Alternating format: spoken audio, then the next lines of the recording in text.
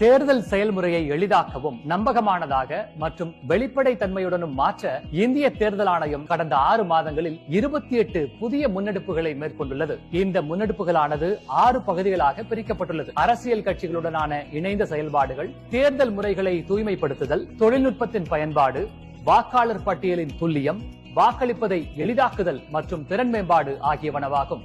இந்த பகுதியில் சிறப்பு வாக்காளர் பட்டியல் திருத்தப் பணி பற்றி பேசுவோம். சமீபத்தில் முடிவடைந்த 4 மாநிலங்களின் இடைத்தேர்தல்களில் ஏறக்குறைய 20 ஆண்டுகளுக்கு பிறகு முதன்முறையாக இடைத்தேர்தலுக்கு முன்னதாக வாக்காளர் பட்டியல் திருத்தங்கள் மேற்கொள்ளப்பட்டது.